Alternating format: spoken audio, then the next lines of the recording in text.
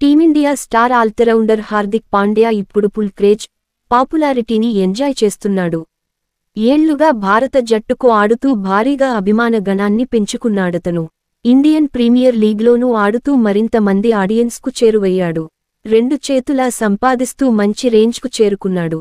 అతడి వార్షిక ఆదాయం భారీగా ఉంది.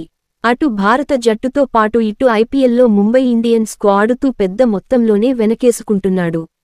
యార్డ్స్ రూపంలో ఏటా 100 కోట్లు ఆర్జిస్తున్నాడు.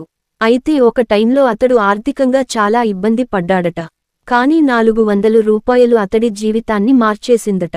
ఓ వ్యక్తి ఇచ్చిన రూ. 400 వల్లే తాను ఈ స్థితిలో ఉన్నానని, అతడికి ఎంతో రుణపడి ఉన్నానని చెప్పాడు. అతడికి ఎంత థాంక్స్ చెప్పినా తక్కువేనని పాండ్యా ఎమోషనల్ అయ్యాడు. యంగ్ ఏజ్లో ఉన్నప్పుడు లోకల్ టోర్నమెంట్స్లో ఆడేందుకు హార్దిక్ దగ్గర డబ్బులు ఉండేవి కాదు.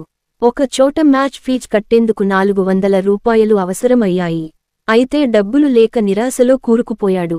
సరిగ్గా ఆ సమయంలో ఓ వ్యక్తి దేవుడిలా వచ్చి ఆదుకున్నాడని, ఫీజు చెల్లించి తమను ఆడించాడని గుర్తు చేసుకున్నాడు పాండ్యా. మ్యాచ్ ఫీజుకు డబ్బులు లేకపోవడంతో ఏం చేయాలో పాలుపోలేదు. ఆ తరుణంలో ఓ వ్యక్తి వచ్చి 400 రూపాయలు కట్టేసి మమ్మల్ని ఆడమని ప్రోత్సహించాడు.